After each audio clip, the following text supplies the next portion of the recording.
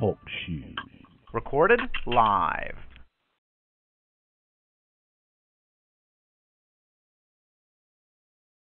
Welcome, everyone. Today is Sunday, April 14th, also known on the Mayan sacred calendar as one Jaguar. It's also known in the Mayan languages as Ish. In keeping with the oral tradition, our Mayan Cross telewebcast series is creating conversations about each one of the 20 Mayan day signs. And we gather to learn and experience more about the calendar and about the Mayan Cross in this format, rather than just, reading about it in a book. During 2013, we'll meet like this every 13 days on each one day of the cycle. Our format has elements of what it actually happens in the context of a Mayan sacred fire. And these are lit each morning to bring in the energy of the day. And today, we'll begin the program as the Maya do, we'll end the program as the Maya do. I am Barbara Sadler, and the creator of the Mayan Cross website, and also the instigator of this Mayan Cross community platform. So right now, we have people joining us from all over the world. And we also have two guest speakers with us today who will be responding to some questions I have about their experience in this lifetime as Ish, as a Jaguar. Please be aware that the technology we're working on doesn't always work 100%. So I may have to ask you to mute yourselves if we hear static or noise on the line. And it's real easy to do that. All you do is press *6 on your phone. And then if you wish to speak, you'll have to press *6 again to unmute yourself. So this eliminates any kind of distractions and background noises that we might have. Also like to emphasize that in our format here, there's no such thing as a wrong answer. But as we go through our conversation, I may need to table some questions just so that we can stay on track with what we want to cover today and our intention for the day. And I'm happy to respond via email, which I often do. I often get a number of emails after each call. And my email address is mayancross@gmail.com. And then with us today, also helping me with all things technical and sitting at the chat console is our friend Jeff Grant. He's from LA. He's calling in from LA. And Jeff, I want to acknowledge and thank you for making some really great YouTubes out of these calls that we've had. They've been really well received. And your work has really enabled people to have a visual experience of this content as well as the sound. So thank you so much for doing that. Really nice work. And if any of you want to have your friends tune in to these calls, you can do so on TalkShoe, but you can also subscribe to the Mayan Cross YouTube channel and have each new posting fed into your email if you like. And if you have any questions on how to do the subscription, get in touch with Jeff or any other kinds of questions as well. And Jeff, you probably want to put in your contact information for the group in the chat as well. He has a Facebook page under Jeffrey Grant, Grffrey. So thanks for being here, Jeff. How are you doing this morning? I guess he's on mute. Okay. Before I introduce our guests, let's better inform our whole conversation by centering ourselves. and lighting our candles and creating our virtual sacred circle. So, if you will, please get comfortable in a quiet space. Sit with a straight spine if you can. Ground your feet. Ground your seat deeply enough so that you feel the connection with the earth and feel held by her.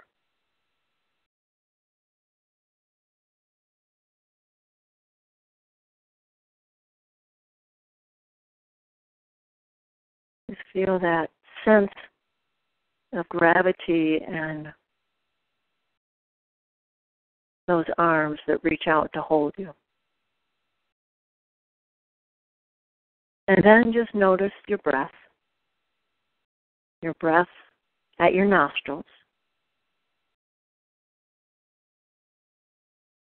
And then let's all take a big inhale together through our nose. And then a big exhale. And you can sigh that exhale out through your mouth if you like. Releasing. And then taking an inhale, a new fresh breath. And just watch your breath, your organic, natural breath. No technique here, just feeling, noticing. And notice how the mind unclenches, the body relaxes, and the present moment comes forward.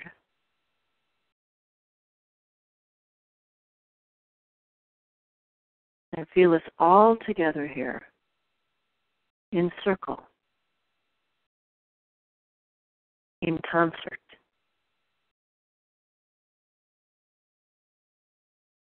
In consciousness. Just take a moment to feel that together.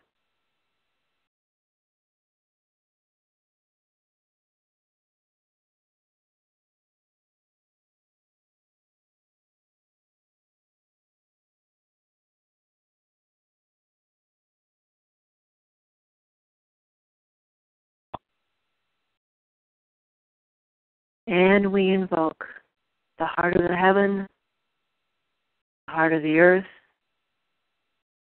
the heart of the wind, the heart of the water,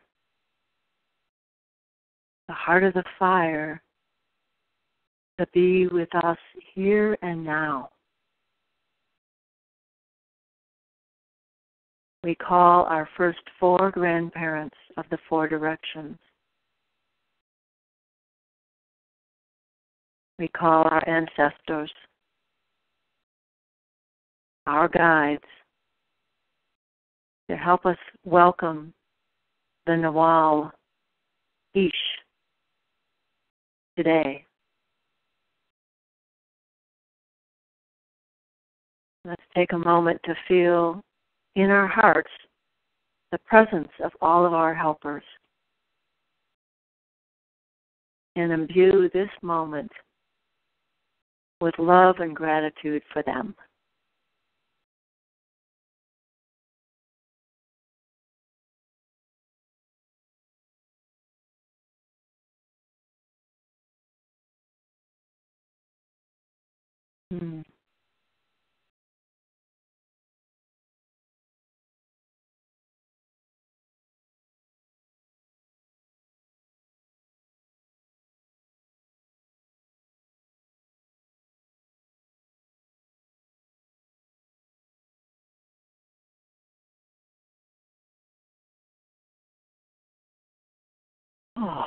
So here to help us reveal even more about the energies of Ish are 2 extraordinary people.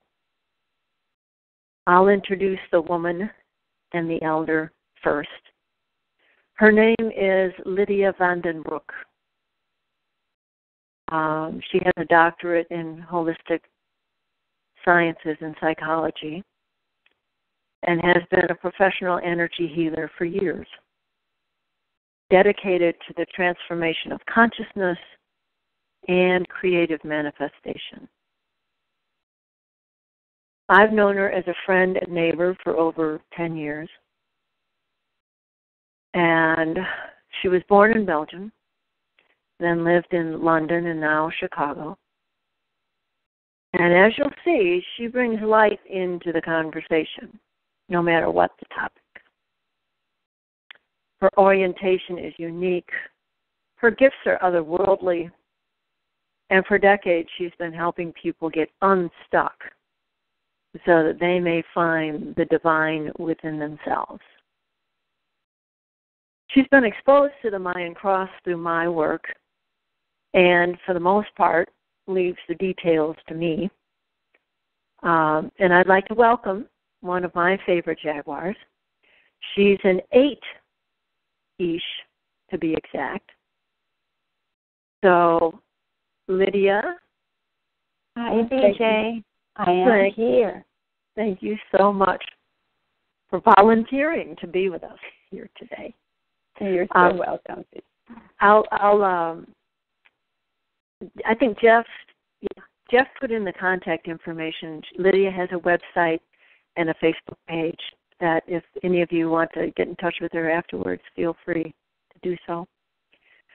And then also with us is a man who's been following the calendar, listening to our calls, and just waiting for an opportunity to pounce.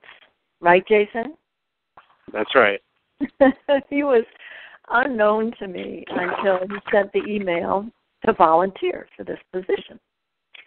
And our first conversation went for hours, as often happens when you find a like-minded soul.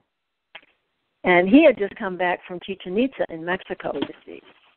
And he was there for the beginning of the new era in December.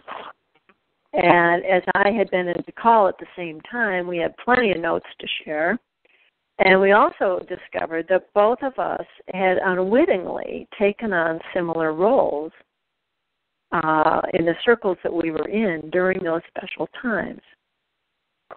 Anyway, to shorten a long story, he's also known as Duffy. His contact information is in the chat, now written in the chat. And he carries the number 13. I asked him just a couple of days ago to send me a bio, and here's what he writes. Jason Duffy is an entrepreneur, activist, and champion boxer. While earning his degree in PPE, which stands for Philosophy, Political Science, Economics, he studied in 12 countries and won Akron University, which is a top school here in the Midwest, top honor for leadership.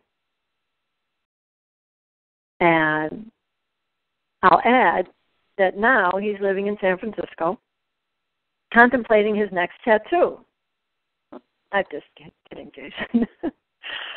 He's joining us from Grace Cathedral in San Francisco, overlooking the bay.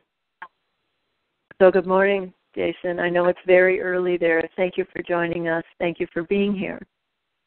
Thank you for having me. So we have two illustrious people. Can you feel the energy rise just by drawing in these two Ishas this morning? Remember that whenever the day is the same as your day sign, it's recognized as a power day for you. So it is for Lydia and Duffy right now. So what we're going to do, I'm going to ask each of these folks the same question. And then they'll respond, and I've, just kind of allotted the time so we can get through our material to about 5 minutes or so. And Jason and Lydia, if you go over time, I hope you're okay with my reeling you in a little bit. So here's the first question. Ish, known as the king and queen, or king or queen of the jungle, is one of the more venerated day signs in all 20 of the day signs of the Mayan sacred calendar.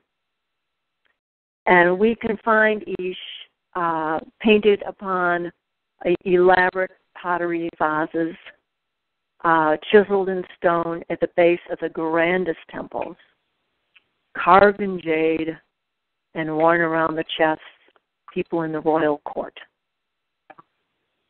So my question for you guys is, how do you feel about being in this energy? And what are your favorite qualities of each as you have come to know them? So we'll do ladies first. So Lydia. Sure. And you've got, I'm kind of clocking it here, so feel free, and if we need to tether back a little bit, I'll let you know. Mm-hmm. And Jason and Jeff, you may want to mute yourselves in the meantime so we have a nice clean line. Okay, Lydia. Yes, my dear. You asked about my favorite quality as I perceive it, correct? Uh-huh. Oh, I would definitely say this is magic. To be a mystic and a romantic, I guess, but not so much in the traditional sense to be romantic, to be connected to nature and the magic that goes on seen and unseen, mostly unseen, behind, shall we say, the veneer of life. Feeling the connection essentially to the ancient world without necessarily knowing details, but just feeling the support and the ongoing connection between what is not seen, shall we say. Can I ask a question here? Sure. Have you always known that throughout your whole life, or has it been a gradual process of discovery? Or how has that awareness been for you in the course of your lifetime? For me, that awareness has not, I'm sure it has always been there, of course, but my incredible longing to as a younger person, as a child and as a younger woman, was so much to fit in and to live in the logical and intellectual world. And, of course, most of the world still essentially puts a whole lot of credence to the logical and intellectual world.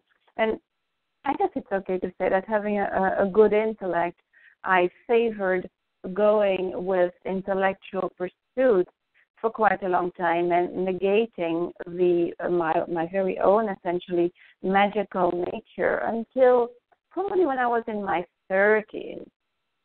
I felt I could no longer suppress, and I could no longer just live my life on a surface level, shall we say. Okay. Anything else you'd like to say about your favorite qualities then? About my favorite qualities.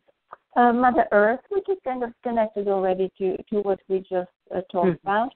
My keen intuition. I love power, which has been a little bit of an ongoing task, not to exert power over, but to keep, of course, digging deeper for the inner power. I feel just a lot of goodness within myself. I like to self-reflect. In fact, probably my main pastime when I'm by myself is to self-reflect and to wonder how I could, as I probably will be doing after this call, what I could have said or done differently. And then seeing that in other people also, when we come from a place of non-reflection, when we essentially react rather than respond. So it's very important to me to feel my responsibility, to feel able to respond from a centered place rather than just kind of throwing things out, shall we say. Wonderful. Jason, can we switch to you? What are your favorite qualities of Ish? If you've All right, unmuted. Can you hear me? Yeah, you're unmuted. We can hear you. So, with regards to how I feel about being an Ish, I feel that it's both an honor and difficult. I feel that it's an honor because we have a special connection with nature that is so easily felt when we're in it. Being in nature is like being in church for me. Like it has that feeling to it, then some. Then it's also an honor to be able to reach the deepest depths of spirituality. From what I understand, the Ish state sign mind, it has that aspect of expansiveness to it that allows it to go into the deepest realms of mysticism. And then also, it can't be denied, it's nice to be in the public spotlight, to be, popular, famous, in positions of leadership, where all eyes are on you. But then, you got to take the good with the bad. The difficult side to be in an Ish is, without a doubt, the 7 shames, which are akin to the 7 deadly sins in Christianity. I guess those are strongly associated with the state sign, and I can attest to that. And then also the level of responsibility that I feel comes with the Ish, because this is the day sign that is probably the most associated with, like, money and power in the earthly realm. Mm-hmm. So, that level of responsibility that comes with using that money and power for the good of Mother Earth and the collective rather than, yourself. And then as far as what Jaguar qualities do I like, probably my favorite one is that of, like, fortitude, like the mental and physical resilience that comes with being a Jaguar or Ish. And I also really like the profound intuition that comes with it as well, and then the astuteness, very analytical mind that can just dissect anything and everything, just very sharp. And then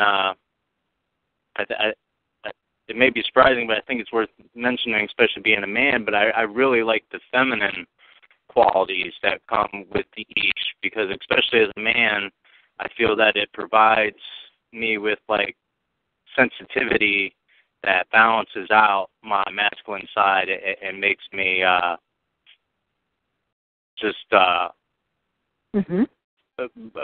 better, more well-rounded as a person. Yeah, very, very good.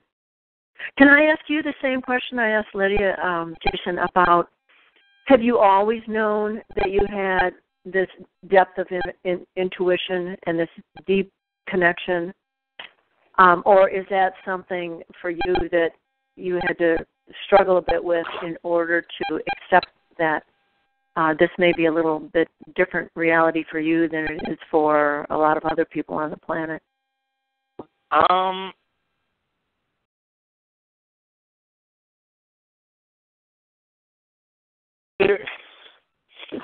trying to think back when I first started noticing the like profound intuition or like the psychic sort of abilities, and I really can't think of when they did start, so I'm thinking that they probably have been there all along. Uh-huh. Well, that kind of leads into this next area of exploration for us, which is your conception energy. The Mayan Cross for Ish has the death transformer energy, also known in Quiche as Kame, in the conception area of the cross, the head of the cross. And this is the energy that was present when the day that you were conceived which is 260 days prior to the day that you were born, because 260 is the number of days of human gestation. And it's known to be that connection with your karmic inheritance, past lives, DNA, ancestral inheritance. And to have that influence not only from the day that you were conceived, the day perhaps, or the time perhaps that you made your soul contract, but also influencing you all the way up to, the Maya go in 13-year increments, so all the way up to around, más o menos, the age of 26. So it could be, Jason, since you don't have a sense for when you realize this, that you probably always realize this, that you were very tuned in to Kame energy from day one. And because that energy is also known to have very specific capabilities to access the other world. So how would you guys perceive that? Duffy, do you want to pick up on that? And then Lydia, you can answer afterwards? Sure. Now this idea of transformation, now that without a doubt, I can recall very early, just always growing up, always had this sense that I was here to help mankind to transform, to all my ambitions ever since I can remember were always geared towards making this world a better place. Transforming it in a grand way. Whether I was the main protagonist or just somebody contributing, I always had that sense that, I always wanted to become rich and powerful, but I wanted to do it so I could, do good with it. Mm-hmm. Okay. That may have, okay. And Lydia, how would you respond to that? Are you relating to this energy as in your earliest memories, your earliest years? Yes, I do, but I didn't know where to quote unquote put it, because in my earlier years there did not seem to be anything in the outer world going on that I could relate with. So the closest thing that I could possibly see myself would be as a teacher. This is just as a girl. I'm kind of remembering age 11. A teacher, as we can translate that now, is to be somebody who is in a position of sharing knowledge. And that was, of course, all that was available at that time. So I went with wanting to be a teacher. And it took me, it took me, but of course it took many years for this teacher to really appear in the way, of course, that I was meant to put that. The teaching was to serve the world, essentially, but the world can only be served, and I still hold very strongly to that, if I walk my own talk. And so I think for quite a while I was probably a spiritual teacher, not so much connected to myself, but kind of understanding universal law without any doubt. It's almost like universal law is written on my soul. I don't have to read about it. I don't have to research it. I just simply teach it. And, of course, the process of maturing personally really brought to me the very, very strong awareness that you can only be a teacher once you're a student at the same time. And that continues to this day. I still feel in my soul the longing that by the end of this lifetime, whatever that may be, a good possibility that I can have mastery. I don't want to say over, because that indicates kind of power over, but I want to have a complete as best as I know, understanding of what it means to live an illuminated and, yes, I guess an illuminated life is an okay thing to say. Mm-hmm. And continue to share that, of course. Mm-hmm. And just for the listeners,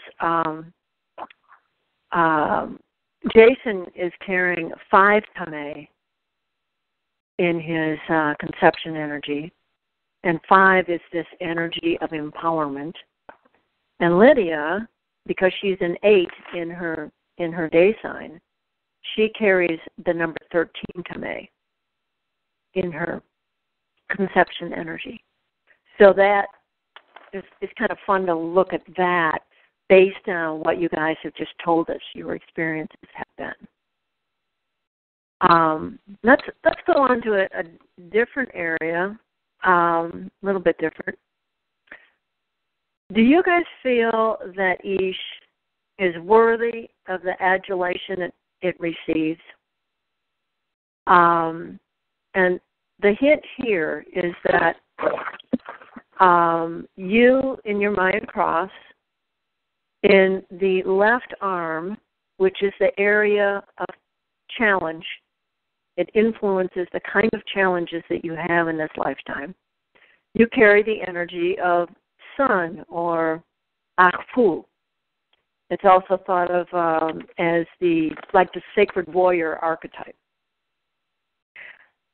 One that's been riddled with challenges throughout their entire life and is always kind of like Indiana Jones or Jaguar paw, is always on the brink of absolute disaster. But somehow or other they always pull it through. And it's a sacred path. It's one, that is leading towards, as Lydia just mentioned, towards self-realization. So even though you've got this energy, this strong, forceful, grounded, magical energy, can you relate to these challenges? And what have been the greatest ones that you've had so far? Lydia? Well, we've all, I'm assuming most of us have been, I could say to hell and back a couple of times, to the brink of disaster, so to speak, if I'm hearing you correctly. But I feel it important to temper that because, and to keep myself in a steady, stable, because it is sometimes challenging. In fact, I woke up this morning with a feeling, shall we say, of unpleasantness within me that I can clearly relate to some past events. And I hope that at least some of the time I'm able to find that space within myself that must obviously be unhealed, but also is asking to see the light of the sun, if you will. And while we sleep, I'm aware that we process. And so, yes, upon waking this morning, I am able essentially to put my arms around this darkness that obviously want to see the light. And so I don't want to say prevent, because that sounds like a little bit ego-based, but just to gently help it along to see the light rather than allowing it to carry me to yet more difficult places, shall we say. So I'll respond to that. That, to me, is spoken like a true 8. 8 is known as that energy, the most stable out of all 13 energies. It's two. It's an even number, and it's an evenly balanced number as well. So just having that mindfulness, that not to react, but to be present to whatever is there and respond rather than, be at the brink of disaster over it. Spoken like a true 8. How about you, Jason? How do you relate to these challenges? Yeah, it is not all fun and games being a Jaguar whatsoever. Or a 13th, in that matter. Yeah, like it. I realistically, I probably spent more time in my life being depressed than I have happy. So, so that that says a lot. And what I found, what a huge determining factor in that is, how well I am living the spiritual path. The more I stray from it, the more depressed I get. The more I,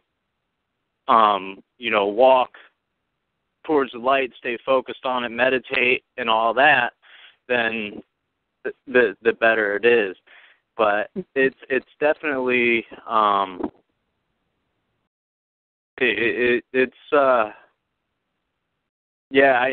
where I think it's come out big time in my life is something that I read in the Book of Destiny, written by Carlos Barrios, where he mentioned that having the sacred warrior in that position on the Mayan cross, it can, in like love relationships, it can make me like very prone to being like highly suspicious and demanding.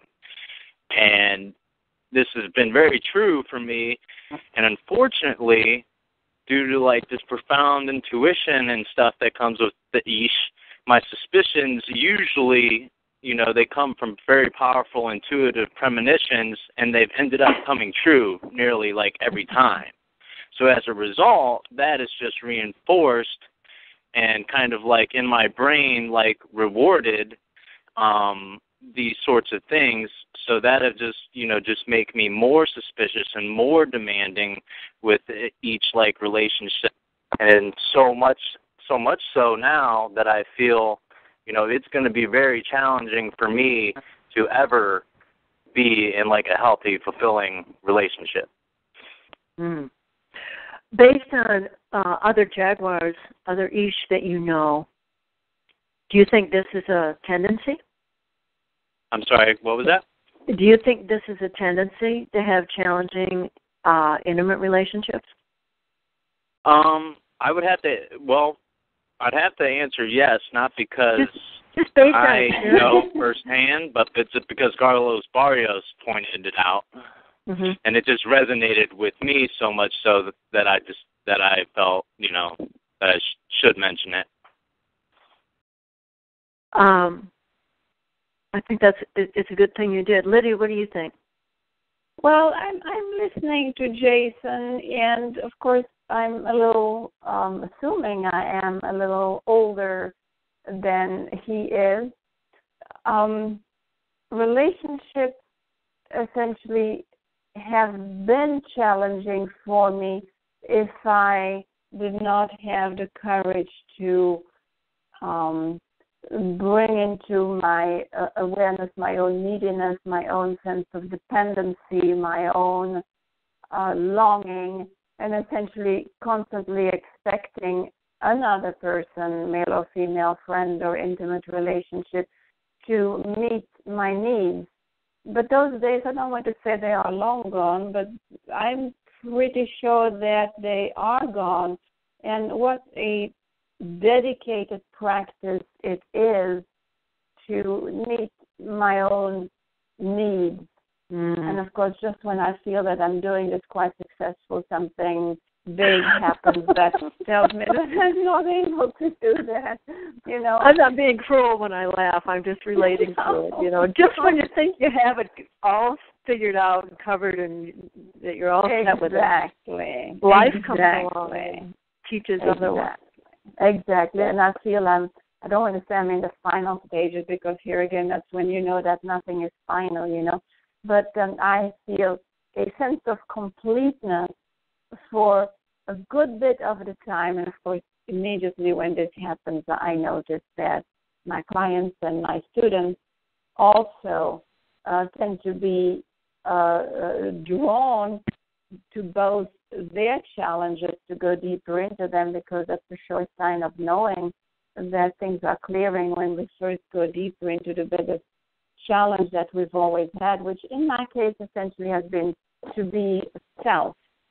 and grounded in my own truth rather than going along with everybody else's truth, which nobody has the truth in. I don't want to put myself above, but I feel that's another Jaguar thing, to be constantly mindful not to do that. But my truth is deeper than most people, and so I can only really connect to that truth when I go within myself rather than go with the more superficial truth that other people live by. Mhm. Mhm. And the other thing that comes into play here, in terms of the Mayan cross, is that even though Akpu is that area of your cross where you're finding these challenges, the opposite arm, the right arm of the cross, is that gift basket, if you will, that you can call upon to help you meet those challenges or overcome them. And the energy of that is seed energy. Kanil. And Jason, do you have a sense for that energy in yourself? Oh yeah, big time. And can you expand a little bit on how that you may leverage that to overcome or mitigate or redirect yourself when you feel challenged?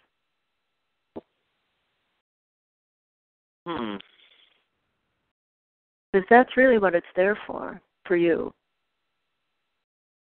Right. I kind of get your strength, right? And I kind of get the sense that those, that the gifts part of the Mayan Cross, seems like those are more like geared towards like the communal, like where it's like the seed, I believe it is, where, no matter what we do or whatnot, things grow to fruition. They, a harvest comes out of it. So that I see with my political activism and stuff like that, where I've had jobs as like a political consultant, and I've had huge success in just rallying the community together, to like change the way that their elected representative votes on certain issues, or to, get certain issues passed, and that sort of stuff. Whereas the challenges seems to be more, independent, like personal things. So if I guess what I need to learn or become aware of is how to connect one to the other. And I don't think I have learned how to do that yet. Well, I'm reminded of a little snippet of conversation that Lydia and I had a couple of weeks ago. I was planting seeds, in those little cups with to start my vegetable garden. And Lydia looked at one of the seeds, and it was a tiny one. And she just said, "Can you imagine the intelligence that's in that tiny little seed?" And that to me, that awareness to me is what Kanil is mostly about. It is a miracle. And it is profound. And it's, it can be, that intelligence is in this tiny, almost microscopic little seed, but it's also the same energy that was present for the Big Bang. And so connecting with that, there's not only a lot of power there, but there is incredible grace. It's so refined. It's just like my. And one of the purposes of the Mayan Cross is to know not just the date sign, but I'm hearing an echo.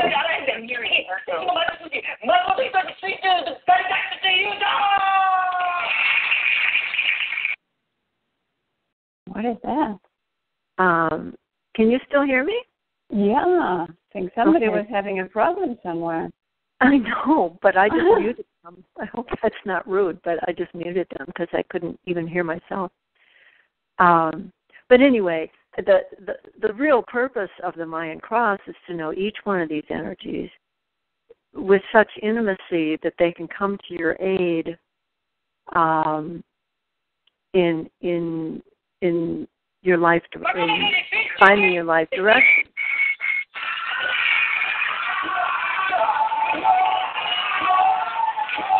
Oh, I'm still hearing noise. Would you all please mute yourselves by pressing *6?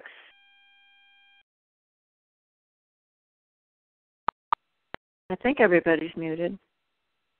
And I apologize for that noise, but I don't know where it's coming from. So, Jason, does that help? How's the tangerine crop doing this year? I really like tangerines. I heard it was pretty abundant. I'm sorry? I think we're getting crossed with another call. I was wondering about the tangerine crop this year. I like tangerines. Yeah, I don't know. That certainly wasn't me answering because I was muted. All over the place. I really like the tangerines. I think this is another call. I think it's a call of horticulturists, actually. But I'm trying to mute everybody, and the button isn't happening. So we'll would it help if we hung up and called back in? Well, because we've only got 10 more minutes, let's just see what we can do with this. I'm afraid that we'll lose a lot of people if we try to do that. So anyway, the point I was making, Jason, is that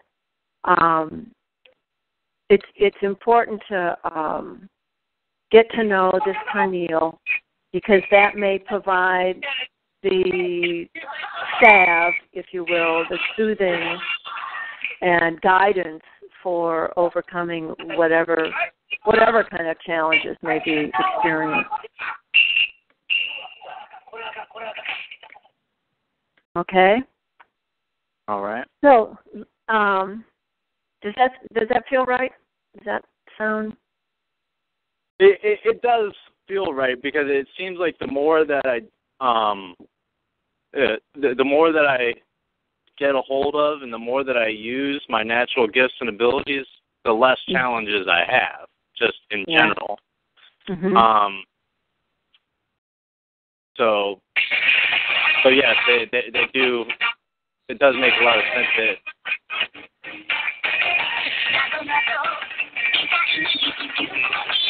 If you're not speaking, will you please mute yourself?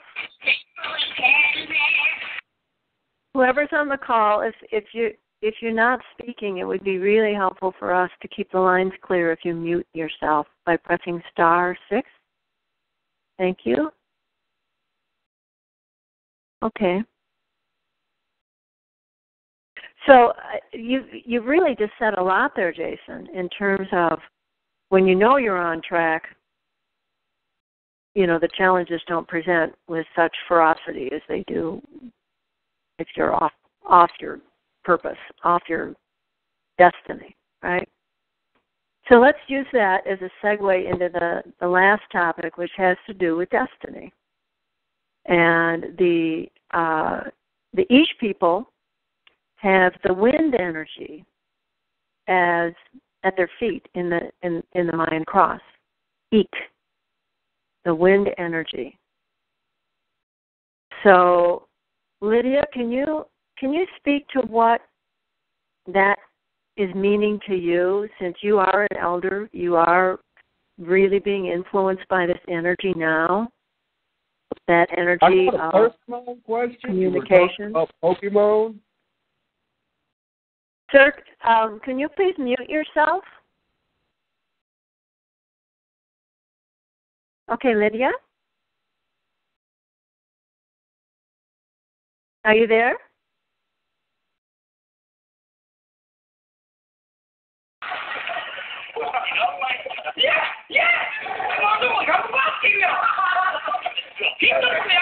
Can you hear me, Siri? Are you there, Lydia? We're really having trouble on this on the audio here. I really apologize, but I don't really know what to do about it. Are you there, Lydia?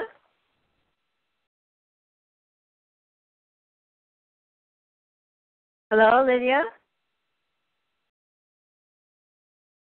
Okay, since I am not hearing Lydia right now, even though I've got her unmuted, Lydia, if you press *6, yeah, maybe, okay.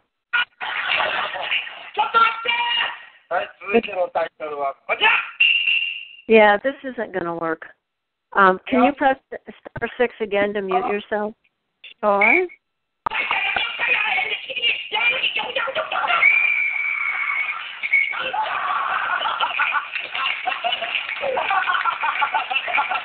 Can all the guests please mute themselves that are on the phone? So that's guest 2, South Indiana, Illinois, and California.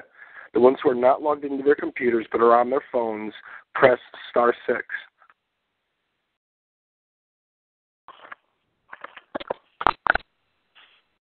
And can you hear me now, BJ? I think we've gone past the turbulence. I hope so. Okay. Mm-hmm. Yeah, I think it would be better for you to answer the question, even though I think I could, because I know you so well. But you go. You share with us what you sense about this wind energy as an elder. Well, you're certainly welcome to share what you perceive through me, but I guess the way I perceive it, if wind is very active within me, certainly I'm experiencing. Well, I've always known, of course, that I am, I guess for want of a better word, a very intellectual person. But if that's not connected to the earthly instincts, I just call it a monkey mind, and it takes off all by itself. I call it being disembodied almost. And if I'm not mindful, I become disembodied and disconnected, where the intellect just rules. I may talk too much. I think I know everything at times, and about certain things, shall we say, in life, I do know a lot, but it's not useful to become disembodied in that way. Okay.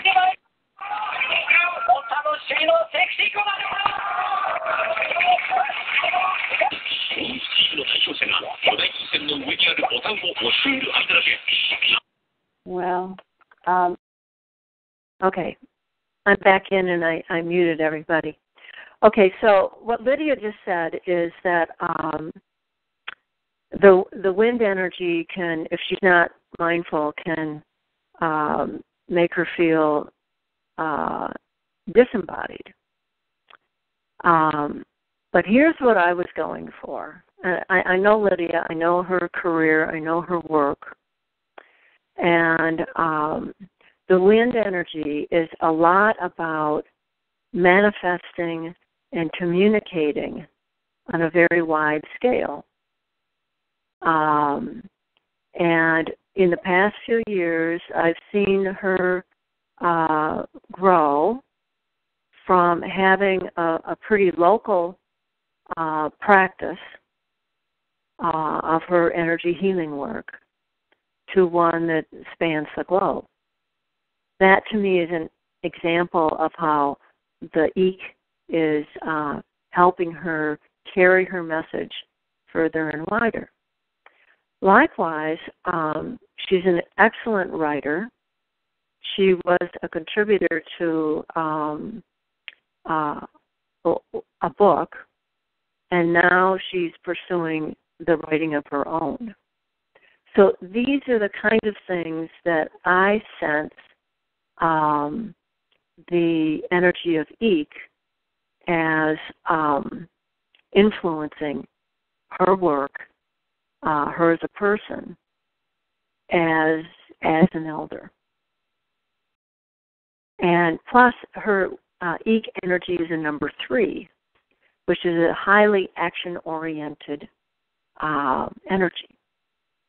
So that gives the Eek even a little bit more thrust.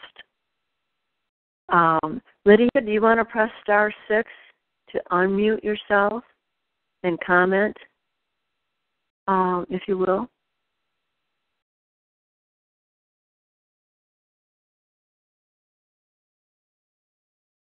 Are you there? Lydia?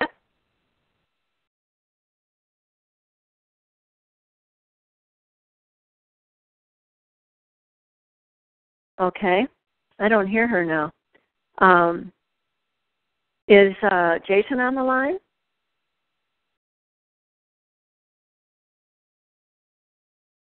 Jason, are you there? I'm here. Okay. I just unmuted. Okay, great. So, last question. You're number 13.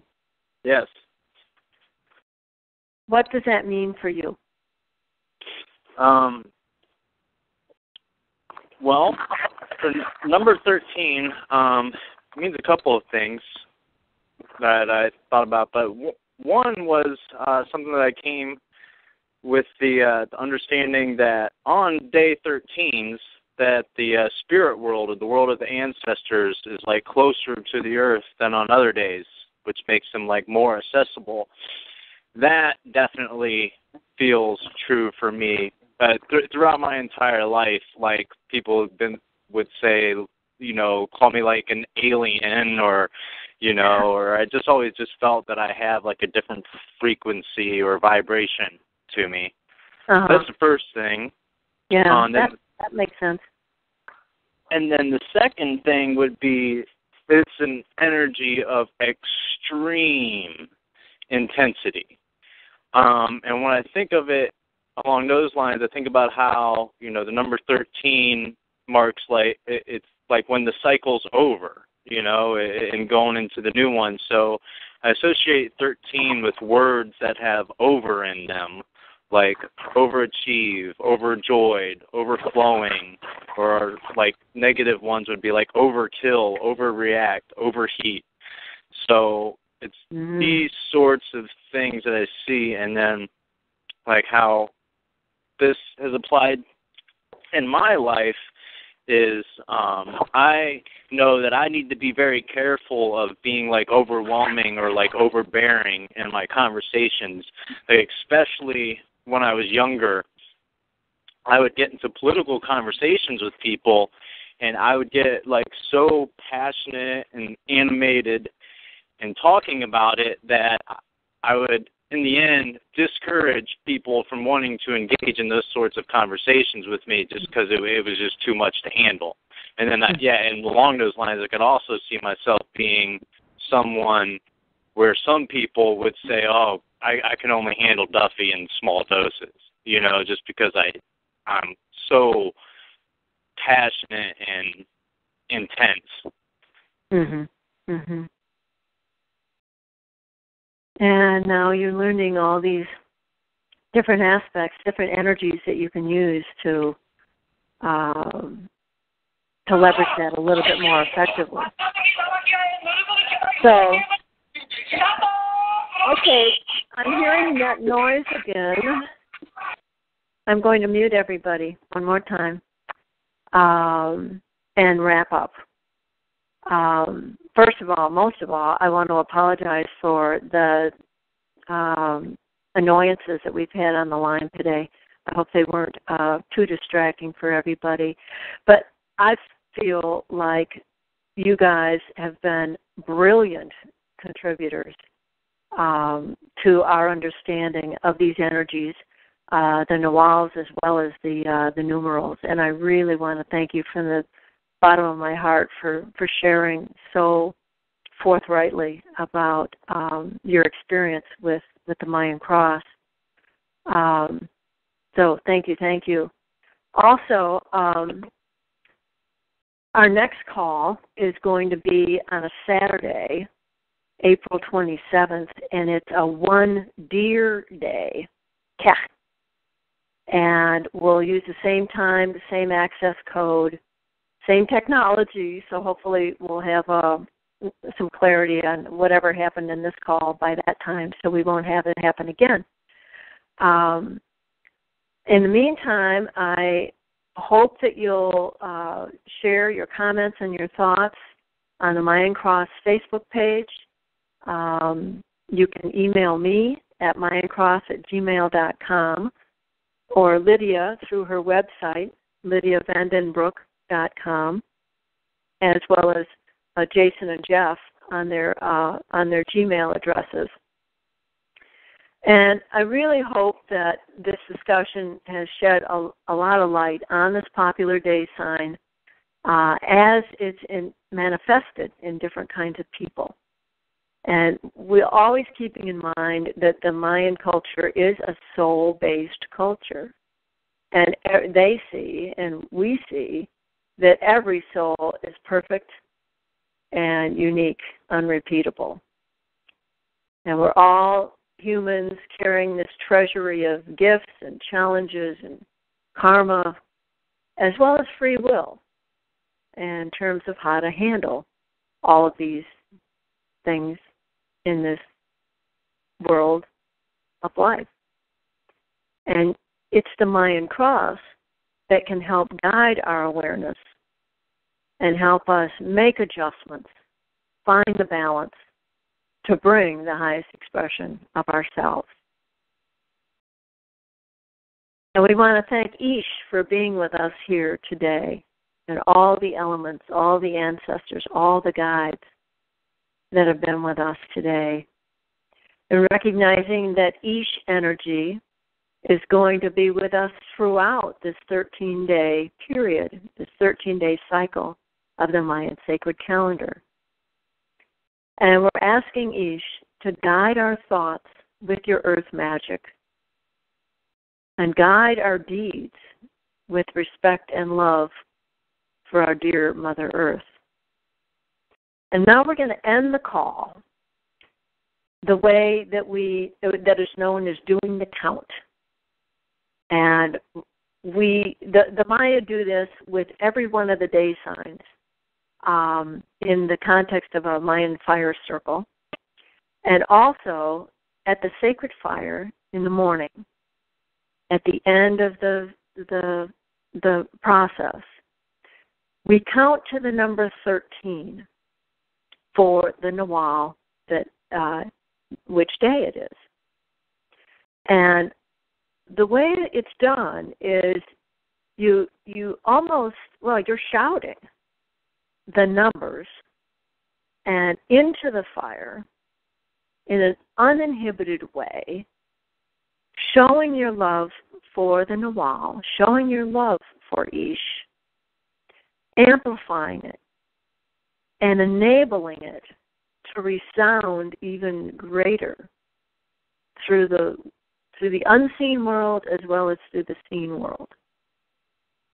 So I'll start by doing it. I know Jeff and some of you others have done this, and we'll use English this time. We don't have to use a Mayan language right away or Spanish or anything.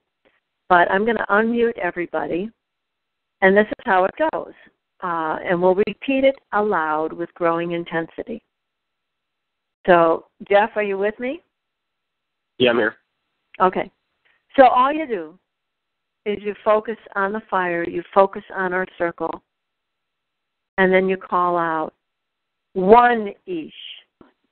Repeat. 1 Ish. 1 Ish. So it's call and response. 2 Ish. 2 Ish. 2 Ish. 3 Ish. 3 Ish. 4 Ish. 4 Ish. 5 Ish. 5 Ish. 6 6 Ish. Ish. 7 Ish. Everybody. 8 Ish. 8 Ish. 9 Ish. 9 Ish. 10 Ish. 10 Ish. 11 Ish. 11 Ish. 12 Ish. 12 Ish. 12 Ish. 13 each. 13 each.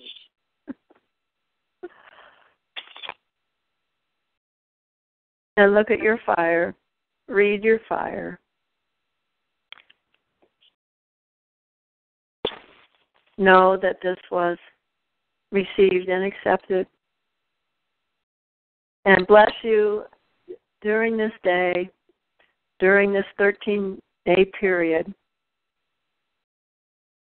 And we'll close the call now. Thank you for your attention and your participation and your love and support and for being in this circle. Matios.